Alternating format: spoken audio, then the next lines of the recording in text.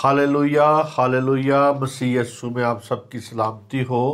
खुदावंद आपको बरकत दे। खुदा का शुक्र करते हैं कि उसने फिर कीमती मौका बख्शा और जिंदों की ज़मीन पे रखा और आपकी खिदमत में फिर मैं हाज़िर हो सकूं। खुदा के कलाम को लेके आया हूं ताकि आप नए मजमून से फजल है उसमें तरक्की करते जाएं और बढ़ते जाएं।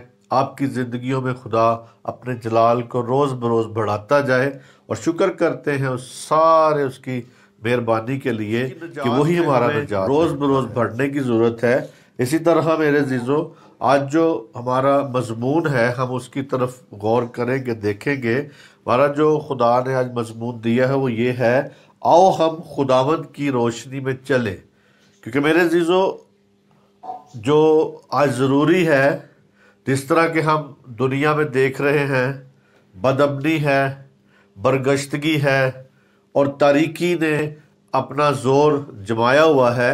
लोग खुदा से दूर होते जा रहे हैं। लेकिन मेरे जीजो, खुदा के जो इंतज़ाम हैं वो भी साथ साथ काम कर रहे हैं और वो अपने खादमों को वो कलाम, वो चीज़ें, वो मजमून वो देता है ताकि जो उसकी हाथ की कारागरी लोग हैं वो उसकी मर्ज़ी पर चल सके और वो कलाम को सुने, उनके ज़हन बदलें। और इसी तरह मेरे जीजो, जब ये कलाम आप सुनते हैं तो खुदा ज़रूर आपके ज़िंदगियों में काम करेगा, अजीब काम करेगा। तो मरकज़ी आयत है उसकी तरफ आते हैं, देखते हैं। यशायाह 2 बाब और उसकी 5वीं आयत में हम देखते क्या लिखा है। आए यकूब के घराने, आओ हम खुदावंद की रोशनी में चलें। मेरे जीजो, यहाँ पे जो यशायाह नबी की मार्फत ये बात बताई गई और कहा गया कि आए यकूब के घराने, वो यकूब का घराना, मेरे जीजो, यकूब के घराने को कहा गया है कि आओ हम खुदावंद की रोशनी में चलें। और मेरे जीजो, जब हम देखते हैं कि इब्राहिम की नस्ल और फिर आगे उसके इसहाक और फिर यकूब और ये सारा सिलसिला चलता आता है, तो यीशु मसीह भी इन्हीं नस्लों में से आए हैं। और हमें भी आज ये बात बताई गई है कि हमें उस रोशनी में चलना है। जिस तरह के यकूब के घराने को कहा गया, यकूब का जो खुदा ने लक़ब उसको दिया था उसका मतलब है इस्राइल। यकूब का मतलब तो टेढ़ी चाल चलने वाला, लेकिन जब खुदा ने उसको चुन लिया और उसने जोर जमाई की इंसानों के साथ भी और खुदा के साथ भी, तो खुदा ने उसका नाम इस्राइल रखा था। और मेरे जीजो, इसी तरह हमें जोरावर, इस्राइल का मतलब है जोरावर, तो हमें इस बात को जानना है। और यहाँ पे भी मेरे जीजो वो कहता है, यकूब के घराना, आओ हम खुदावंद की रोशनी में चलें। और यहाँ पे मेरे जीजो, बाइबल मुकद्दस रोशनी खुदा या खुदा के कलाम शरीयत की अलामत है। मेरे जीजो, याद रखें इस बात को। हमें आज भी इस बात को जानना है कि अगर आप रोशनी में चलना चाहते हैं तो खुदा के कलाम और उसकी शरीयत जो है, जो उसने बातें हमें कही गई हैं, जो उसने असूल दिए हैं, उस असूल के मुताबिक अपनी जिंदगी को ढालेंगे, उसमें चलेंगे, तो फिर हम रोशनी में चल सकते हैं। जरूरी है इस बात को जानना। और मेरे अजीजों, हमें जिस तरह के यशायाह नबी भी यहाँ पे कहते हैं कि मसीह की बादशाही की इस पेशन गोई का नज़ारा से वो देखा उसने। मेरे अजीजों, रोया में इस बात को यशायाह नबी ने देखा। उसकी बादशाही थी, यस्सु की जो बादशाही है, उसको पेशन गोई नज़ारे में उसने मुतासर होके और कहा कि यहूदा के लोगों को पुकारता है कि फौरी तौबा करो। उन्हें कहता है फौरी तौबा करो। और यकूब के घराने को कहता है कि रोशनी में चलो। तो आज मेरे जीजो, आया कि आप इस बात पे गौर करें, देखें कि मैं रोशनी में चल रहा हूं। मैंने खुदा की उस रोशनी की जो बात है, जो यशायाह नबी ने भी कही है, उस पे चल रहा हूं। और इसी तरह हम देखते हैं ज़बूर और उसकी 105 आयत में हम गौर करेंगे, देखेंगे यहाँ पे क्या लिखा है। तेरा कलाम मेरे कदमों के लिए चिराग और मेरी राह के लिए रोशनी है। मेरे अजीजों, यहां पे दाऊद नबी भी इस बात का इजहार करता है। दाऊद नबी भी कहता है कि वो चलने के इस भेद में कहता है कि जब वो कहता है कि दाऊद नबी कहता है रोशनी में चलने के लिए हमें, वो कहता है कि इस बात को जानना है, इस भेद को समझना है।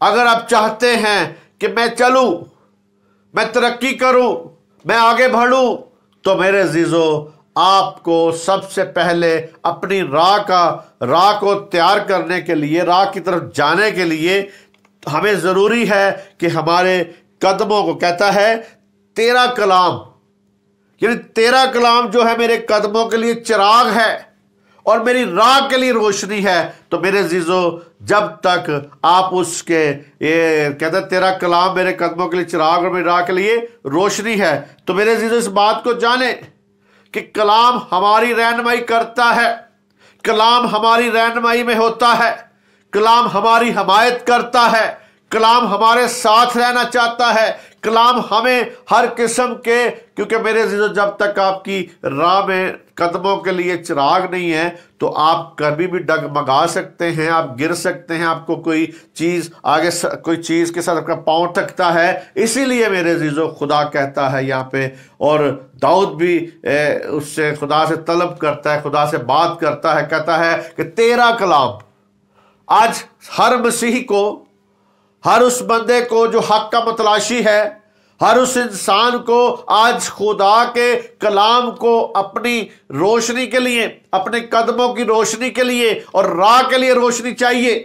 तो आज मेरे अजीजों खुद आप कुछ नहीं कर सकते, आप खुद कुछ भी नहीं है, क्योंकि कहता है कि तुम मुझसे जुदा होकर कुछ नहीं कर सकते। तो आज जरूरी इस बात को जानना कि हमारी रहनुमाई करता है, हमें बाज रवैयों से रोकता है, यानी बाज किस्म के जो रवैये होते हैं उनसे रोकता है, और फिर हमें सीधी राह दिखाता है। मेरे अजीजों, जबकि राहें तो बहुत सारी आपको नजर आएंगी, लेकिन सीधी राह जो है वो खुदा की तरफ है, और खुदा ही सीधी राह आपको दिखाएगा। क्योंकि मेरे अजीजों राहें तो बहुत है, इंसान कई बार किसी राह पे चल रहा होता है तो उसको सीधा मालूम होता है, लेकिन उसकी इंतहा में मौत होती है। मेरे अजीजों बाइबल कहती है, बाइबल लिखा हुआ है। और इसी तरह कहते हैं हम उस चिराग के दोस्ताना किरणों से, जो चिराग उसने दिया है, कहते हैं ये कलाम जो है तेरा चिराग जो है हमारे लिए, और दोस्ताना किरणों से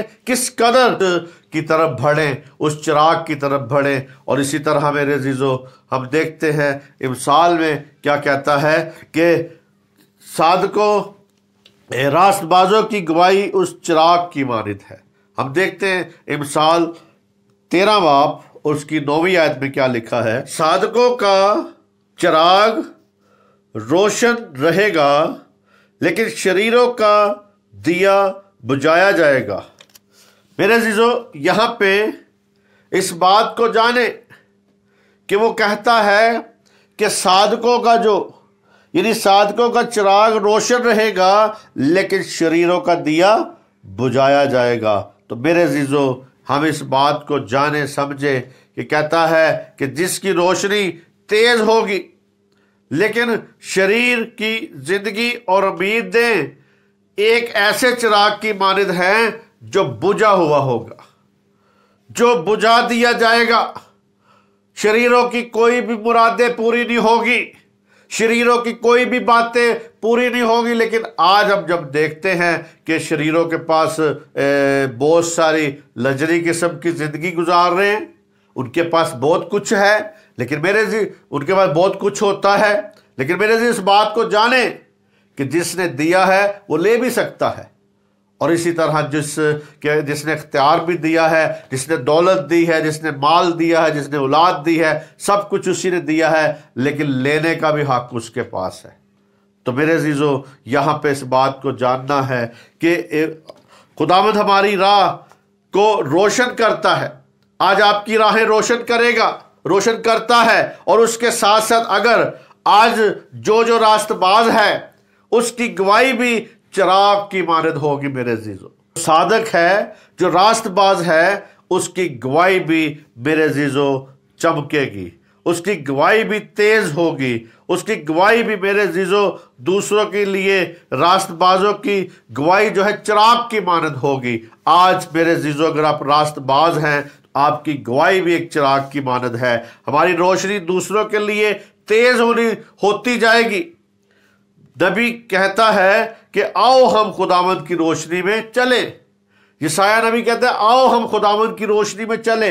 आज मेरे जीजो अपनी अपनी जिंदगी पे गौर करें कि हमें सबको दावत दे रहा है खुदा, हमें सबको कह रहा है जिंदगी पर गौर करें कि मैं रोशनी में चल रहा हूं या अंधेरे में चल रहा हूं। मेरे जीजो जब आप खुदा की मर्जी के मुताबिक और उसके कलाम के मुताबिक और उसकी शरीयत के मुताबिक नहीं चलेंगे तो आप मेरे जीजो अभी तक वो उस राह पे चल रहे हैं जिससे खुदा खुश नहीं है। अंधेरे में चल रहे हैं। अंधेरे की जिंदगी आपको पता होनी चाहिए। और इसी तरह मेरे जीजो कहता है कि हम देखते हैं यशायाह 60 बाब उसकी पहली आयत से लेकर दूसरी आयत तक क्या लिखा है।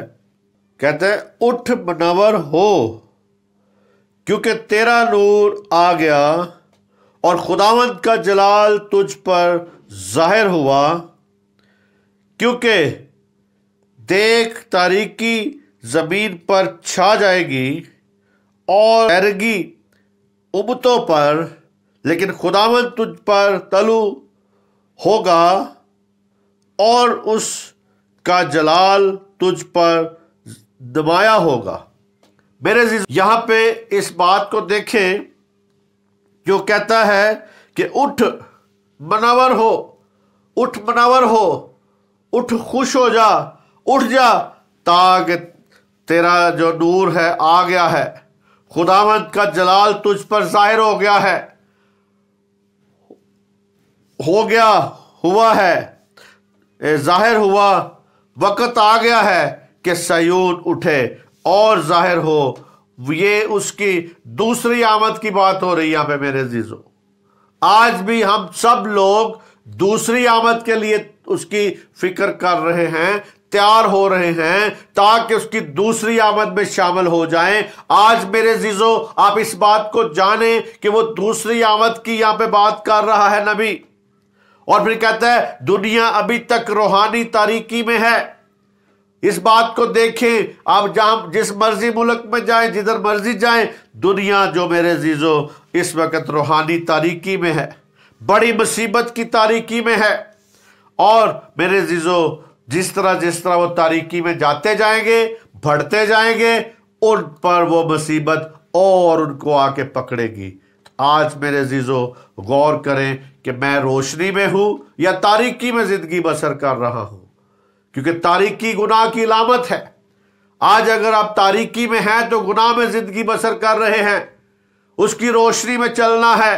कहता आओ खुदावंद की रोशनी में चलें, तो मेरे अजीजों उसकी रोशनी में बढ़ें और चलें। और इसी तरह 60 बाब की 19 और 20 आयत भी देख लेते हैं। यहां पे क्या लिखा है यशायाह, फिर तेरी रोशनी ना दिन को सूरज से होगी, ना चांद के चमकने से हो, बल्कि खुदावंद तेरा अबदी नूर और तेरा खुदा तेरा जलाल होगा। मेरे अजीजों यहां पे इस बात को जाने कि वो कहता है कि जो भी दूसरी आमद पे उसकी, फिर कहता है कि दुनिया तारीकी में, लेकिन कहता है सारी दुनिया पर एक खुदा का जलाल जो है यानी खुदावंद जो है तलु होगा और रोशनी जाहिर होगी।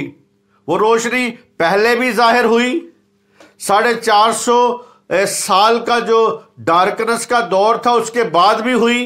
जब यीशु मसीह दुनिया में आया उस वक्त भी डार्कनेस का दौर था, ना कोई नबी था ना कोई पैगंबर था। वो आया और रोशनी जो थी अंधेरे में चमकी, वो नूर चमका। आज भी मेरे अजीजों वही दौर फिर दोबारा होएगा, वही दौर फिर नजर आ रहा है आपको, फिर दौर नजर आ रहा है। आज भी अंधेरा है, आज भी बदी है, आज भी लोग नफसा नफसी है, आज भी लोग लालच पे हैं। को कत्ल करते हैं, एक दूसरे की जायदाद पे कब्जा करते हैं, एक दूसरे को अपने से नीचा समझते हैं, गरूर उनकी जिंदगी में है और शैतान वाली चाल चल रहे हैं। तो आज भी मेरे यीशु के आने का जरूरी है ताकि उसका नूर जाहिर हो और गैर कौमों के नुमाइंदे जो हैं, जिनमें बादशाह भी शामिल हैं, जोक दोक यरूशलेम को आते हैं ताकि कौम की ताज़ीम करें और उसे खराज अदा करें। शहर के हाकम और सदाकत उसकी पोजिस होगी, जुल्म और खराबी या बर्बादी की जगह नहीं, नहायत और हमद होगी। यरूशलेम में सूरज और चांद की जरूरत ना रहेगी, इसलिए कि खुदावंद का जलाल तमाम ज़रूरी रोशनी फराहम करेगा। तारीकी कफूर हो जाएगी और इस्राएल के मातम के दिन ख़त्म हो जाएंगे। एक राष्ट्रबाज कौम मुल्क की वारिस होगी, जिसे खुदावंद अपने जलाल के लिए शाख की तरह लगाएगा। नहायत हकीर लोगों को कसरत औलाद की बरकत मिलेगी, चूंकि खुदावंद ने फरमाया है, इसलिए वो उसे जल्द वकू में लाएगा। वो जल्द वकू में करेगा, जल्द लाएगा। दुनिया के बादशाह उस जगह में इकट्ठे होंगे। आज मेरे अजीजों इस बात को जाने कि सारा का सारा जो है रोशनी फराहम होगी और इसराइल का मातम जो है वो ख़त्म हो जाएगा। आज भी मेरे अजीजों वो मातम करते हैं कि हमें अपनी बादशाही मिले, अपना दोबारा हैकल बनाने का मौका मिले। तो मेरे अजीजों आज भी वो जू के तू इकट्ठे हो रहे हैं, वो दूसरे ममालिक से इकट्ठे हो रहे हैं। उनको मेरे अजीजों खुदा ने दोबारा से वो मुल्क अतायत किया है। उन्होंने किसी दूसरे मुल्क में जाके, कभी भी किसी और मुल्क में जाके वहाँ पे अपने मुल्क की डिमांड नहीं की कि हमें इसी जगह पे हमारे मुल्क बनाने दो, बल्कि उन्होंने अपना ही वही लाइन लिया, वही जगह ली जहाँ से उनकी बुनियाद थी। और आज भी मेरे अजीजों इस बात को जाने के कितनी खास बात है कि उनकी ज़बान चेंज नहीं हुई अभी तक।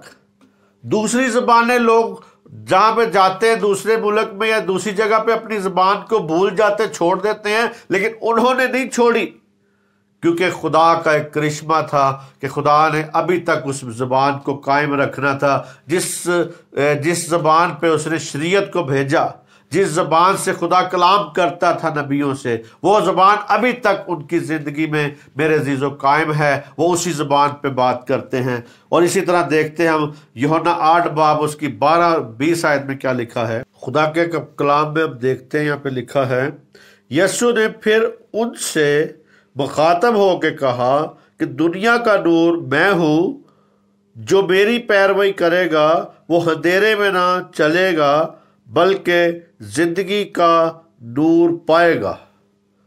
मेरे अजीजों यहाँ पे फिर आगे जाके आयतों में कहता है 20वीं आयत में, इसने हैकल में तालीम देते वक्त ये बातें बैतुल माल में कही और किसी ने उसको ना पकड़ा क्योंकि अभी वक्त आया था। मेरे अजीजों यहाँ पे खुदावंद यीशु मसीह अपना दावा करता है, दावा पेश करता है, बताता है कि खुदावंद यशवा मशायख ने भी उनसे मुखातब होकर कहा कि दुनिया का नूर मैं हूं, दुनिया मेरे साथ रोशन है, दुनिया का नूर मैं हूं। तो मेरे अजीजों कहता है कि वो मुकाम था, यानी हैकल का जो खजाना जहाँ पे रखा जाता था, भीड़ अभी तक उसके पीछे पीछे थी और उसने उनसे मुखातब होकर कहा कि अपने मसीह मौऊद होने का एक ज़बरदस्त दावा पेश किया। उसने कहा कि दुनिया का नूर मैं हूँ। कोई भी मेरे अजीज़ों नबी, कोई भी पैगंबर, कोई भी आग गुजरा हुआ नबी ये नहीं कह के गया कि मैं दुनिया का नूर हूँ या मैं दुनिया को नूर देता हूँ। वही हस्ती है जो बेऐब है, जिसमें गुनाह नहीं है, उसने साबित किया, उनके कहा, दावा किया कि कौन है जो मुझ पे गुनाह साबित करे। तो मेरे अजीजों, उसने वहां पे कहा कि तुम में कौन है जो मुझ पे गुनाह साबित करे। किसी ने गुनाह साबित नहीं किया, और वो पाक हस्ती आज भी लोगों के गुनाह माफ करती है। आज भी उसके नाम से लोग शिफा पाते हैं, आज भी मुर्दे जिंदा होते हैं, आज भी उस नाम की पावर है, ताकत है। इसी तरह मेरे अजीजों, उसने दावा किया, कहा कि दुनिया का नूर मैं हूं। दुनिया का नूर यीशु है। और दुनिया क्या है मेरे अजीजों? दुनिया को भी जानना है ना, दुनिया क्या चीज है, दुनिया क्या है, ये जहान क्या है। कहता है कि दुनिया गुनाह है, जहालत और बेमकसदियत की तारीकी में है। उसके सिवा गुनाह की स्याही से छुटकारा नहीं है। यानी गुनाह की जो स्याही उस पे धब्बे हैं, उससे छुटकारा नहीं है। उसके सिवा जिंदगी की राह में रहनुमाई नहीं है।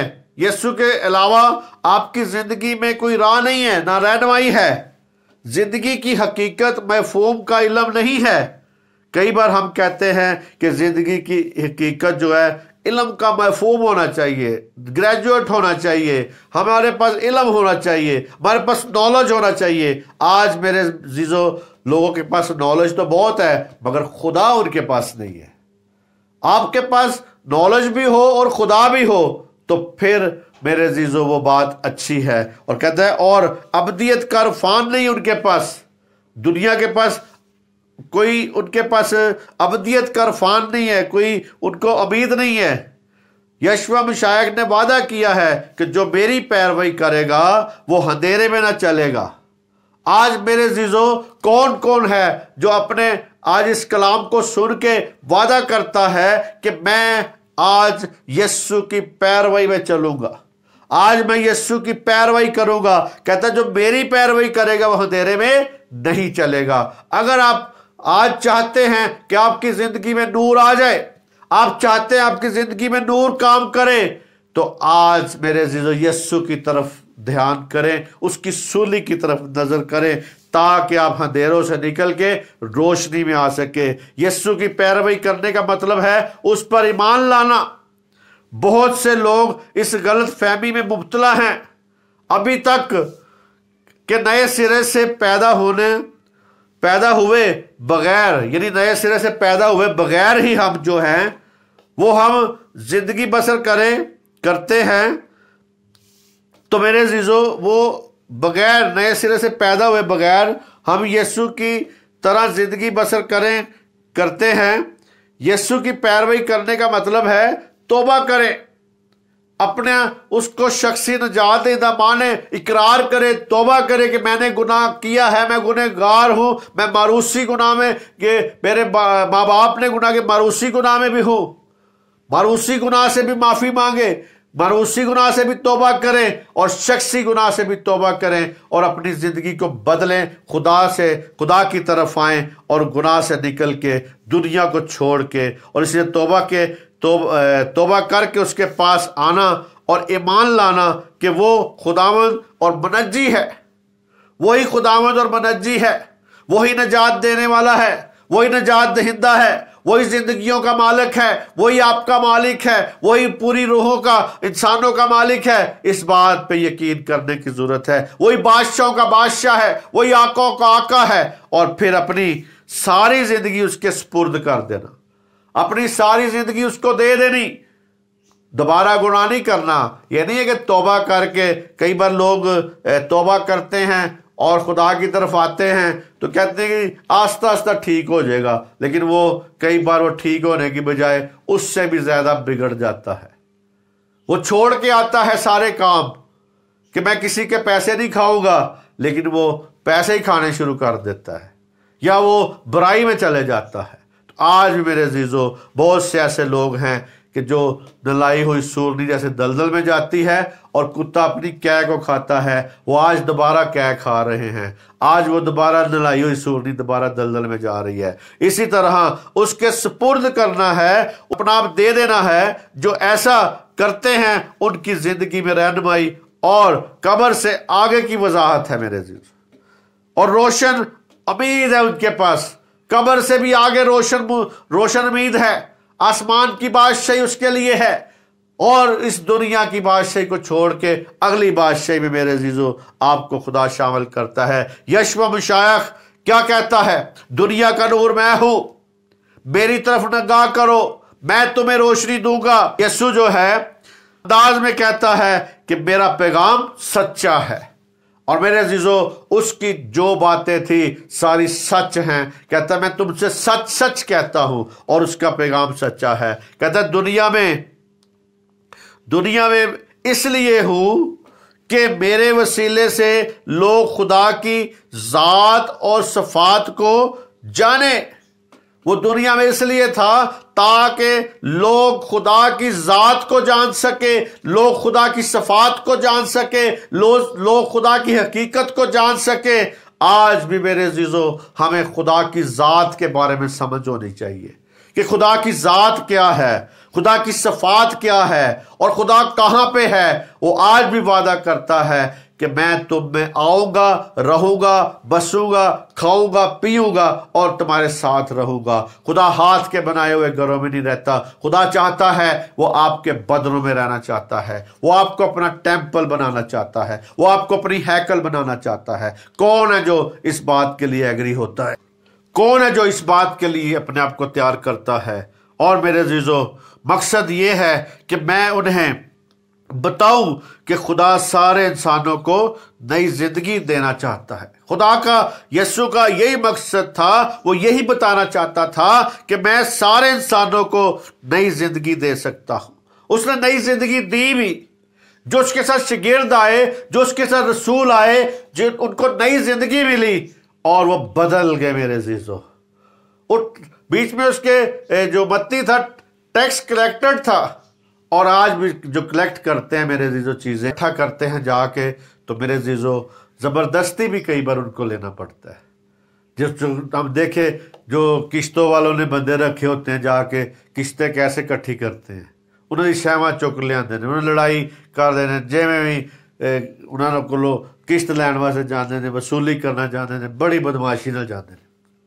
तो मेरे अजीजों इस किस्म के लोगों को भी खुदा ने कबूल किया और उसने उसको माफ किया, उसकी जिंदगी बदल गई।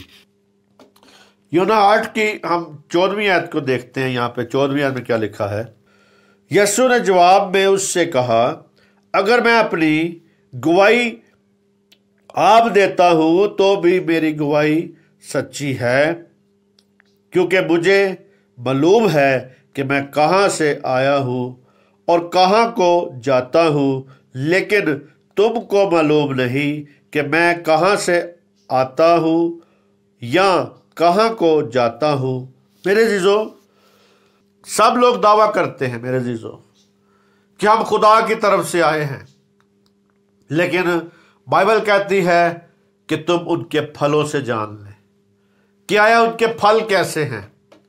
तो आज मेरे अजीजों यीशु मसीह वहां पे दावा करता है, बताता है कि मैं अपनी गवाही देता हूं, खुद देता हूं, क्योंकि मेरी गवाही सच्ची है। और उसको पता था कि मैं कहां से आया हूं और कहां मैंने जाना है।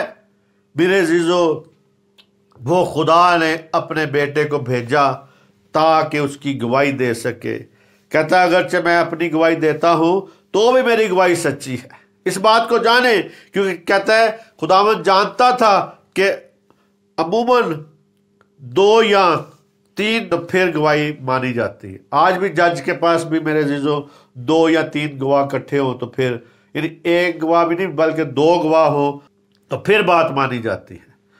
इसी तरह जरूरी था, लेकिन उसके अपने मामले में उसकी अपनी गवाही मुतल्लिका सच्ची थी, क्योंकि वो अल्लाही ज़ात है, वो खुद अल्लाही ज़ात है, अल्लाही ज़ात में से निकला है।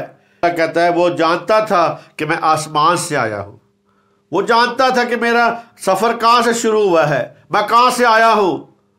और बाप की दैनी तरफ से आया था और फिर जाकर दैनी तरफ पे बैठ गया है। कहता है वो आसमान पर वापस जाता हूं मगर फरीसियों को इल्म नहीं था कि वो कहाँ से आया है, कहाँ को जाएगा। वो उसको अपनी तरह का एक और इंसान ही समझते थे। इसको सिर्फ ओनली इंसान समझते थे, सिर्फ इंसान समझते थे। वो ये नहीं थे जानते कि यही अल्लाही जात आई है। खुदा खुद आया है दुनिया में और खुदा ने अपने बेटे को भेजा है। वो अल्लाही जात में खुदा भी है मेरे अजीजों। जब अल्लाही जात में एक होते हैं, कहता है तीन बाप बेटा रूल कुदस, तीन में एक और एक में तीन। वो ईमान लाने को तैयार ना थे क्योंकि यीशु खुदा का अजली बेटा है मेरे अजीजों। इस बात को जाने कि वो अजली बेटा है। 16वीं और 20 में यहां पे लिखा है, 16वीं आयत और 20 में देखते हैं यहां पे, और अगर मैं फैसला करूं तो भी मेरा फैसला सच्चा है, क्योंकि मैं अकेला नहीं बल्कि मैं हूं और बाप है जिसने मुझे भेजा है।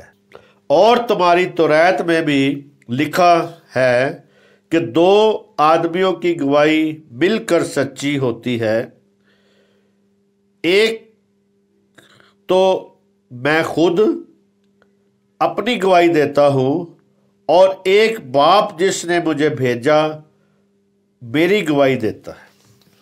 मेरे अजीजों, यहां पे जो कि 16वीं और 20वीं आयत तक कहता है, मैं कहता हूं कि अगर फैसला करूं तो मेरा फैसला क्या है? सच्चा है, अटल है। जो कुछ वो करता है बाप के साथ जिसे उसने भेजा है, बाप उसके साथ मिलकर करता है। जो भी कुछ उसने किया बाप ने उसके साथ मिलकर किया, क्योंकि वो जानता था कि दुनिया को कफारा देना है, दुनिया को गुनाह से छुटकारा देना है। उसने अपने बेटे को कुर्बान किया और सारा बात उसने समझाई और बेटे के साथ वो रहा ताकि बेटा उस मकाम तक पहुंच सके, बेटा उस काम को पूरा कर सके जो बाप ने दिया है। आज भी मेरे अजीजों, आप उसके खादम जो खादमीन हैं वो इस बात को जाने कि जब आपको रोया दी जाती है तो खुदा चाहता है कि आप उसकी रोया के मुताबिक चलें। और जो भी मेरे अजीजों इंसान दुनिया में आया है उसका आने का मकसद है, उसको खुदा ने पैदा इसीलिए किया है कि अपना काम ले सके और उसके लिए तैयार हुआ करें और कहा करें क्या खुदावंद मैं हाजिर हूँ, और उसको अपना उसके साथ मिल के, वो मेरे अजीजों उसके साथ मिल के काम करता रहा यीशु के साथ। खुदा बार बार जोर देकर फरीसियों को बताता है कि मैं और बाप एक है, यानी मैं और बाप दोनों एक है। इस बात को जाने। आज आप सबको इस बात को जानने की जरूरत है, वो बाप और बेटा दोनों एक हैं। और मेरे अजीजों, रूल कुदस फिर बाद में आया था जो कि उनके साथ काम करता है, और वो तीनों हैं क्योंकि बाप, बेटा, रूल कुदस। तसलीस का लफ्ज बाइबल में नहीं है, मगर तसलीस जाहिर जरूर होती बाइबल में। आप उसकी पिक्चर देख सकते हैं और तसलीस आपको नजर आएगी, उसकी सारी तस्वीर नजर आती बाइबल जब आप पढ़ते हैं। इसी तरह मेरे अजीजों, और यही बात है कि जिसने उनके दिलों में तलख तरीन अदावत भड़काई, यानी तलख तरीन इबादत भड़काई, और गुज़श्ता बातें हैकल के बैतुल माल में कही गई थी। यहाँ खुदावंद फिर अपनी हिफाजत में है, या फिर भी खुदा ने उसकी हिफाजत रखी, लिहाजा कोई उसको पकड़ने या कत्ल करने की लिए नहीं आया। हाथ नहीं डाला, हाथ उस पर हाथ नहीं डाल सका, अभी तक उसका वक्त नहीं आया था। आज भी मेरे अजीजों, आप खुदा का काम किया करें, और जब तक करते जाएं, जब तक वक्त नहीं आया तब तक आपका कोई बाल भी बांका नहीं कर सकता। याद रखें, आप खुदा के काम को करें। जब तक खुदा की मर्जी नहीं है, बाप की मर्जी नहीं है, तब तक मेरे अजीजों आपको कोई टच भी नहीं कर सकता। कोई हथियार आपके लिए नहीं बना है। उसकी खुशखबरी सुनाएं, दुनिया के कोने कोने तक उसकी खुशखबरी सुनाएं। उसकी जी उठने के बारे में मेरे अजीजों किसी ने उस पर हाथ नहीं डाला, क्योंकि उसका वक्त अभी तक नहीं था आया। वक्त का इशारा उस वक्त की तरफ है जब उसको दुनिया के गुनाहों की खातर, जो खुदा ने गुनाहों की माफ़ी के लिए कलवरी पर मेरे अजीजों जब तक उसको नहीं पहुंचाएगा, मसलूब नहीं करेगा, तब तक मेरे अजीजों कलवरी तक उसको दुनिया के गुनाहों की खातर कलवरी पर मसलूब किया जाता था, यानी किया जाना था। वो उस वक्त तक किसी ने हाथ नहीं डाला उस पर। आज मेरे इस बात को जाने, हम देखते हैं पहला यूहन्ना पहला बाब उसकी 5वीं आयत से लेकर 7वीं आयत तक क्या लिखा है। इससे सुनकर जो पैगाम हम तुम्हें देते हैं वो ये है कि खुदा नूर है और उसमें ज़रा भी तारीकी नहीं। अगर हम कहें कि हमारी उसके साथ शराकत है और फिर तारीकी में चलें तो हम झूठे हैं और हक पर अमल नहीं करते। लेकिन अगर हम नूर में चलें जिस तरह के वो नूर में है तो हमारी आपस में शराकत है और उसके बेटे यस्सु का खून हमें तमाम गुनाहों से पाक करता है। खुदा के पाक कलाम के पढ़े सुने जाने पर खुदावंद की बरकत हो।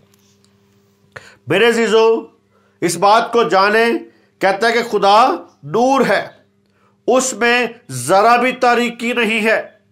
इस बात को जाने, उसमें जरा भी तारीकी नहीं है। और रफाकत या शराकत एक ऐसी सूरत में होती है जिसमें 2 से ज्यादा शख्स मुश्तरका चीजों में हिस्सेदार होते हैं।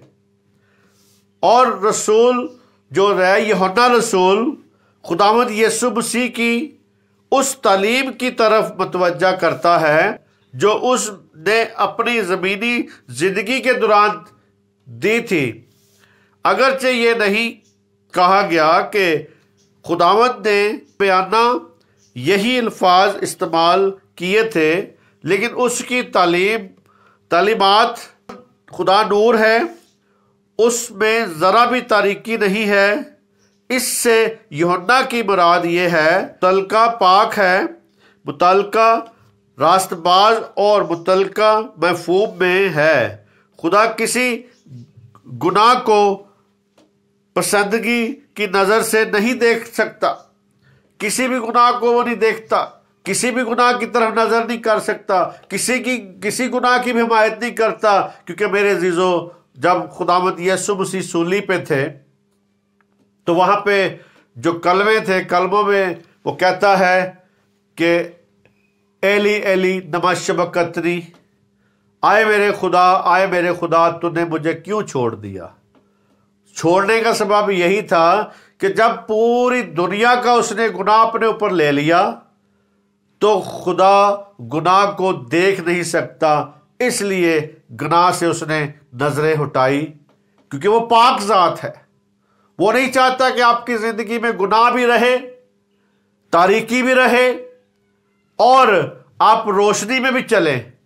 आज दुनिया डबल जिंदगी गुजारना चाहती है, डिप्लोमेटिक बनना के जिंदगी गुजारना चाहती है।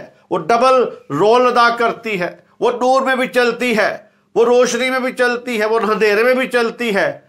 और मेरे अजीजों वो आज लोग बहुत से कहते हैं दीन भी रखना है हमने और दुनिया भी रखनी है। वो दीन भी रख रहे हैं, दुनिया भी रख रहे हैं, दुनिया को भी खुश करते हैं और खुदा को भी खुश करते हैं।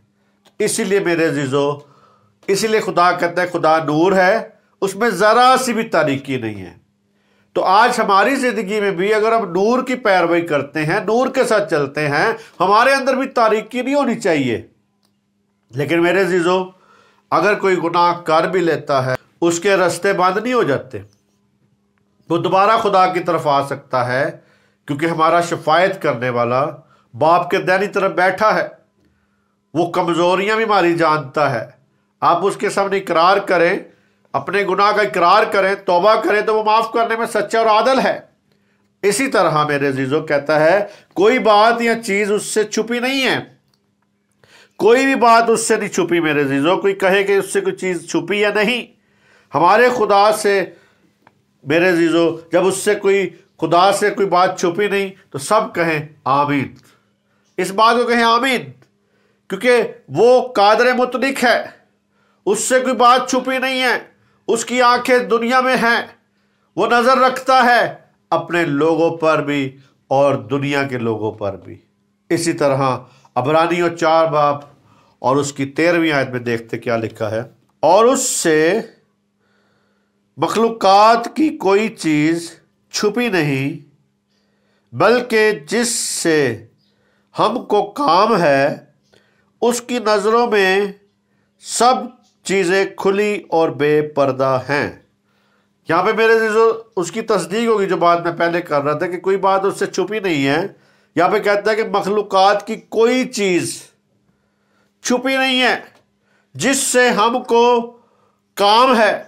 जो आपकी चीजें, जो भी आपकी जिंदगी में काम आने वाली चीजें हैं, जिससे आप अपनी जिंदगी चला रहे हैं, कोई भी उससे चीज, जो भी आप काम करते हैं, कोई भी काम उससे छुपा नहीं है। लेकिन मेरे अजीजों, कई बार बहुत से लोग कुछ काम करते हैं लेकिन बेईमानी का टच लगा के, और कारोबार करते हैं झूठ का टच लगा के। लेकिन मेरे अजीजों, खुदा यहाँ पे जा कहता है कि जिससे हमको काम है उसकी नज़र में सब कुछ, सारी चीज़ें खुली हैं, बेपर्दा है। तो मेरे अजीजों, अगर आप सच्चाई बोलेंगे तो थोड़ा लेट बेच लेंगे लेकिन बिक जाएगा, मुनाफा भी मिलेगा, सब कुछ मिलेगा। लेकिन मेरे अजीजों, ज़रूरी नहीं है कि आप झूठ का टच, तड़का लगाएं उसके ऊपर, या कोई बेईमानी का तड़का लगाएं। पेगन्स रस्मात होती, कई बार पेगन्स जो रस्मात हैं या वो रस्मात जो बाइबल में नहीं हैं, उसको हम कई बार दवा का ऊपर तड़का लगा के यूज़ कर जाते हैं। हम दवा का तड़का लगा रहे होते हैं, हम वहाँ पे पेगन्स जो चीज़ें मसीहत में नहीं है उसको शामिल करके उसके ऊपर दवा का रज के दवा दा तड़का लाने हैं, दवा दा टच लाने उत्ते। तो मेरे अजीजों, मेरा एक दोस्त था, वो कहता है कि जी इसी बहाने लोगों को इकट्ठा किया जाता है। तो मेरे अजीजों, इसी बहाने इकट्ठा नहीं किया जाता, बल्कि आप पेगन्स रस्मात को मसीहत में ला के उसके बाद उसके ऊपर एक टच लगा रहे हैं। किसका? दुआ का टच लगा रहे हैं। जिमें दाल पकाओ दे उत्ते तड़का ला दो जी, या कोई चीज़ पकाओ उस पर तड़का लगाते हैं लोग, तो आप दुआ का तड़का लगा के उसे मसीह बनाना चाहते हैं या उस रस्म को मसीह करना चाहते हैं। इस तरह नहीं होगा, ये आपकी सोच है, लेकिन खुदा ऐसे नहीं चाहता। खुदा ने साफ सब चीज़ें खुली खुली रखी हैं, कोई चीज़ उससे छुपी नहीं है, सब कुछ उसके सामने। कलाम में लिखा है, तुम दिनों, महीनों, मुकर्रर वक्तों और बरसों को मानते हो, मुझे तुम्हारी बाबत डर है, जो मेहनत मैंने तुम पे की है बेफायदा ना जाए। क्या नबी को नहीं था पता? रसूल को नहीं था पता? लोग नए चांद मनाते हैं, लोग दिन मनाते हैं, लोग महीने मनाते हैं, लोग अपने महीनों की पैदाइश या सालों को बहुत पसंद करते हैं। वो फलां साल में मेरा बाप मर गया था, फलां साल में मेरी बहन मर गई थी, वो फलां साल में मेरा माँ मर गई थी। तो मेरे अजीजों, लोगों को वो नहीं बातें भूलती, इसीलिए उसको प्रैक्टिस में लेके आते हैं, दोबारा दोबारा उससे यूज़ करते उस बातों को। तो खुदा नहीं चाहता कि हम उन चीज़ों को देखें। इसी तरह मेरे अजीज इस बात को जाने। फिर कहता है खुदा बेईमानी को मालूम कर लेता है, बेईमानी को मालूम कर लेता है। यहाँ इसम ज़मीर गैर शख्सी की बजाय शख्सी इस्तेमाल होता है, शख्स इस्तेमाल होता है। इससे मखलूकात की कोई चीज़ छुपी नहीं है, उसकी नज़रों से कोई चीज़ बच नहीं सकती। आज कोई भी बंदा कहे कि जी मैं बच जाऊँगा, मैं कोई नजराने दे के बच जाऊँगा, या मैं कोई कुर्बानियाँ दे के बच जाऊँगा, या मैं कोई ज़्यादा पैसा खर्च करके बच जाऊँगा, या मैं गरीबों को कुछ दे के पका के खिला के उनको इसलिए बच जाऊँगा, या मैं अपने किसी बड़े के मरे के ऊपर दे के खिला के बच जाऊँगा। नहीं। और मेरे अजीज़ों, कहता है वो कतई हाजिर नाजर है, जो कुछ कायनात में वक़ू पज़ीर होता है वो उससे मुसलसल आगाह रहता है।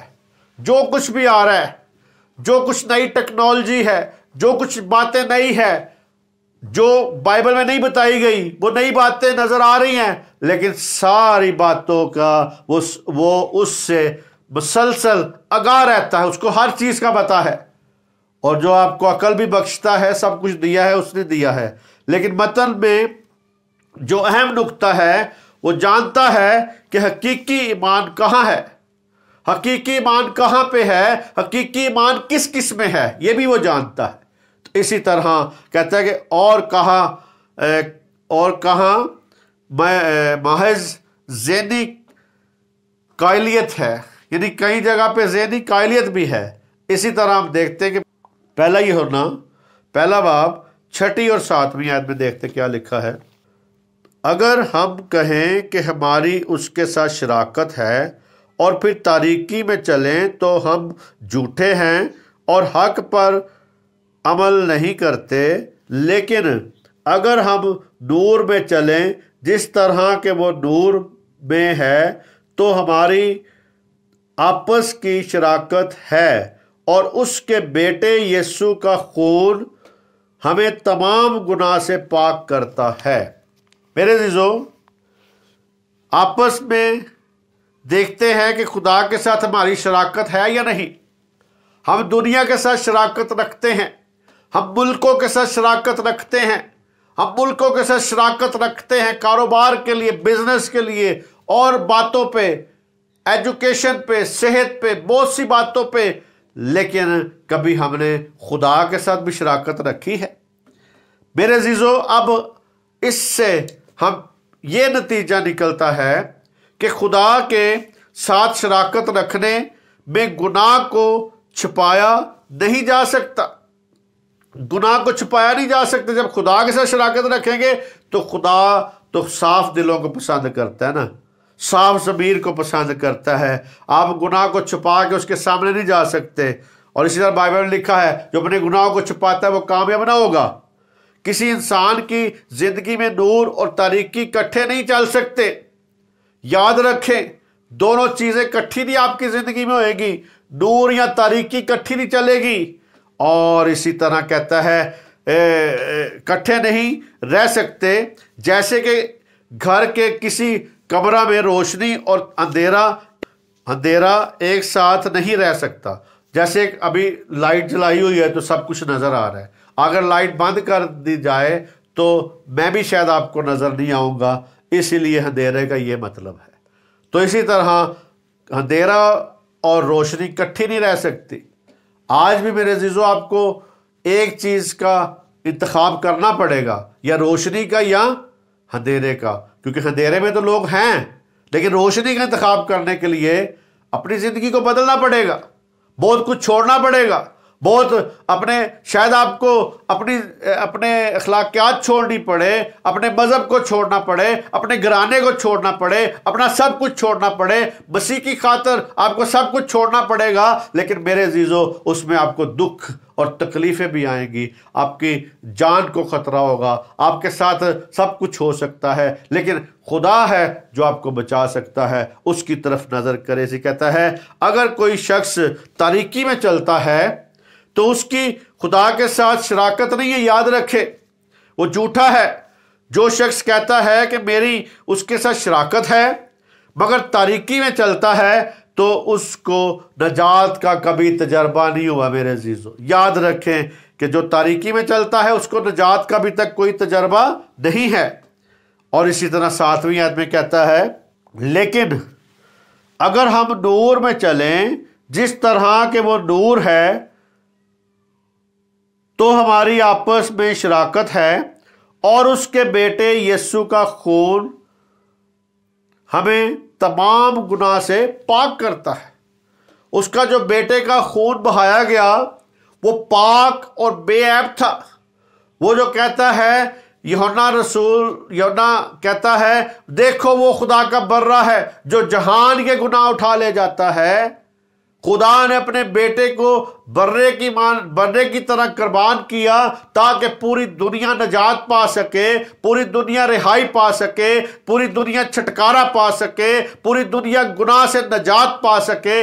आज मेरे अजीजो अपनी अपनी जिंदगी पे गौर करें कि मेरी जिंदगी में कोई गुनाह तो नहीं है, कोई अंधेरा तो नहीं है, क्योंकि वो रोशनी है, वो नूर है, वो चमकना चाहता है क्योंकि वो नूर है।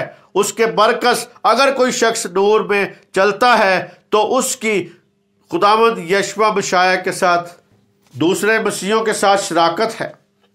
कलाम के इस हिस्से में जहां तक योना रसूल का तल्लक है, एक शख्स नूर में होगा या तारीकी में होगा, यानी वो कहता है एक शख्स है अगर जिंदगी बसर कर रहा है वो नूर में होगा या तारीकी में होगा। दो रास्ते बता रहा है। अगर वो तारीकी में है तो खुदा के साथ उसकी कोई शराकत या हिस्सेदारी नहीं है मेरे अजीजों, याद रखे, क्योंकि खुदा में जरा भी तारीकी नहीं है। जो लोग नूर में चलते हैं यानी ईमानदार हैं, तो मेरे अजीजों उनकी आपस में शराकत है खुदा के साथ। कहता है उनकी आपस में खुदा के साथ शराकत है और उसके बेटे यशवा मशाया का खून जो है उसको मुसलसल तमाम गुनाहों से पाक करता है, पाक करता रहता है। तो मेरे अजीजों क्या आपको उसका खून रोज पाक कर रहा है? आप जब उठते हैं ये कहते हैं कि यस्सु तेरा खून मैं अपनी जिंदगी पे लेता हूं, वो मुझे पाक करे, साफ करे, मेरी सोचों को, मेरे ख्यालों को, मेरे दिलों को। खुदा की सारी माफी की बुनियाद जो है उसके बेटे का वो खून है मेरे अजीजों, उसकी बुनियाद यही है। आप अगर माफी चाहते हैं तो उसके बेटे के खून से आपको माफी होगी। और उस पर मेरे अजीजों जो कलवरी पर बहाया गया है, इस खून ने खुदा को वो रास्त बुनियाद मुहैया की है जिस पर वो गुनाहों को माफ कर सकता है। वो गुनाहों को माफ करेगा और खून की कुदरत कभी खत्म नहीं होती मेरे अजीजों। याद रखे खून की कुदरत कभी भी खत्म नहीं होती, क्यों कहता है खून में जान थी, वो जान हमारे लिए है। क्यों कहता है कि जब तक तुम इसे पीते हो और खाते हो तुम में हमेशा की जिंदगी होगी। हमें पाक साफ करने को उसकी तासीर दायमी है, उसका असर जो है, तासीर जो है दायमी है। बेशक माफी हासिल करने के लिए जरूरी है कि ईमान लाने वाला अपने गुनाह का इकरार करे। आज भी जो सुन रहे हैं वो इकरार करें, वो अपने गुनाहों का इकरार करें कि हाँ मैं गुनहगार हूं, आए खुदा मुझ पे रहम कर, आए यस्सु मुझ पे रहम कर, अपने जो तूने खून बहाया है उस खून के वसीला से मुझे बख्श दे, और उसको कबूल करें और अपने उसके खून में बपतिस्मा लें, अपनी जिंदगी उसे दें और आपको पाक रूह अनाम में वो देगा। तो इसी तरह आप इकरार करें, क्योंकि इकरार जबान से किया जाता है। क्योंकि मेरे अजीजों आज पशेमान होना बड़ा मुश्किल है लोगों को, लोग अपने गुनाहों का इकरार नहीं करते। इकरार करें। आज हमने देखा कि आज आपने और मैंने सबने जो आपको बताया है, देखा है कि रोशनी में चलना हमारी जिंदगियों में नूर बढ़ती जाती है, करदार और बढ़ा जाती है, और नूर हमारी जिंदगियों को अपने खून से पाक करता है। उठ मनवर हो, क्या कहता है यशायाह में, क्या कहता है? उठ मनवर हो क्योंकि तेरा नूर आ गया है, उसका नूर आ गया है। कहता है खुदावंद का जलाल तुझ पर जाहिर हो। आज मेरी उम्मीद है, आज मैं चाहता हूं खुदा का जलाल आप पर जाहिर हो मेरे अजीजों, क्योंकि वो आने वाला है, वो अभी जल्द आने वाला है और उसका जलाल भी जाहिर होने वाला है। लेकिन मेरे जिन्होंने अभी तक तौबा नहीं की उनकी जिंदगियों में उसका आना जरूरी है। रास्तबाजों की गवाही जो है, आज जो रास्तबाज बन जाएंगे, जो रास्तबाज होंगे, उनकी गवाही चिराग की मानद होगी। आज जरूरी है कि हम रोशनी में चलें और पाक खून से अपने आप को धोते जाएं, बपतिस्मा लेते जाएं, उसको कबूल कबूल करते जाएं। और उसके कलाम में लिखा है रोशनी में चलते चलते जाएं। और मेरे जो उसके कलाम में लिखा है कि रोशनी में चलते चलते जाएं, चलते चलते जाएं, चलते रहें। खुदावंद आपको मेरे अजीजों इस बात को समझने की तौफीक दे। आए मैं आपके लिए दुआ करूं ताकि आपकी जिंदगियां रोशनी की तरफ बढ़ सके। कदूस कदूस कदूस मेहरबान लश्करों के खुदावंद खुदा तेरा शुक्र करते हैं इस सारे कीमती मौका के लिए खुदावंद जो तूने हमें बख्शा। और खुदावंद तुझे सजदा करते हैं, धन्यवाद कहते हैं। इसी तरह खुदावंद आज का जो मजमून था कि हम ते उस रोशनी में चलें, उस रोशनी में बढ़ते जाएं, उसमें कायम आओ हम खुदावंद की रोशनी में चलें। उस रोशनी में चलने की ज़रूरत है, उस रोशनी में बढ़ने की ज़रूरत है। और हमने देखा और सीखा कि वो नूर है, उसमें खुदा नूर है, उसमें ज़रा सी भी तारीकी नहीं है। आज देखें कि आपकी ज़िंदगी में ज़रा सी भी तारीकी ना हो। आज हम ऐसी ज़िंदगी ना बसर करें कि हम दुनिया को भी लेके चलें और खुदा को भी लेके चलें। आज आपके पास ये मौका है, अपनी ज़िंदगी खुदा को देते जाएं। आज मैं उन लोगों के लिए जिन्होंने कलाम सुना है, जिन्होंने अभी तक तौबा नहीं की, आज आए तौबा करें, आज इकरार करें, आज कहें कि यस्सु मैं तुझे कबूल करता हूं। यस्सु तू नूर है, तू दुनिया का नूर है, मैं तुझ में जिंदगी बसर करूंगा। तो मेरे अजीजों कोई नबी पैगंबर ने यह दावा नहीं किया कि वो दुनिया का नूर है सिवाय यीशु मसीह के। इसी तरह खुदावंद इनकी ज़िंदगियों को बदल, इनके बच्चों को, इनके ख़ानदानों को बदल। और खुदावंद जिस तरह के कोई दूसरे जो गैर मसीह हैं जो सुन रहे हैं, उनकी भी ज़िंदगियों को बदल, उनके भी जहनों को बदल, उनको भी कबूलियत की रूह बख्श, वो भी यीशु तुझे कबूल कर सके, वो भी यीशु तेरी तरफ आ सके, खुदा बाप तेरे बेटे की तरफ आ सके और उनकी ज़िंदगियाँ बढ़ सके। तेरा शुक्र करते हैं, एक एक ज़िंदगी को छू बरकत दे। और खुदावंद जितने लोग सुन रहे हैं, देख रहे हैं, इनके ख़ानदानों को बरकत दे, इनके कारोबार में बरकत डाल, कमाई में बरकत डाल, ज़रूरतों को पूरा कर। तो खुद जानता है कि तेरे लोग किन किन चीज़ों से महताज है। और खुदावंद इसी तरह ये कलाम जो है इसकी कदर कर सके, ये कलाम को रोज़ सीखे, रोज़ समझें, ताकि इनकी ज़िंदगियाँ सुरखरू हो सके, बाबरकत हो सके। तेरा शुक्र करते हैं खुदा बाप, आपके बेटे यीशु मसीह के नाम से मांगते हैं, आमीन आमीन। मेरे अजीज़ों, खुदा का शुक्र करते हैं कि उसने ये कीमती मौका बख्शा कि नए टॉपिक के साथ, नए मजमून के साथ आपके सामने आया। तो इसी तरह मेरे अजीज़ों इस कलाम को शेयर किया करें, इस कलाम को अपने अजीज़ों रिश्तेदार तक पहुँचाएँ और इसको कमेंट्स ज़रूर दिया करें। आया ये कलाम आपको अच्छा लगा है, इससे आपने बरकत पाई है या नहीं पाई, या आपकी ज़िंदगी में कौन सी मुश्किल है, कौन सी परेशानी है, उसके लिए दुआ की जाए। वो कलाम आपको तसल्ली दे सके, वो आपकी मुश्किलें परेशानी कलाम के वसीला से हल हो सकें, वो सारी बातें आप शेयर किया करें, बताया करें। और इसी तरह खुदावंद आपको बरकत दे। आमीन आमीन आमीन सुम आमीन।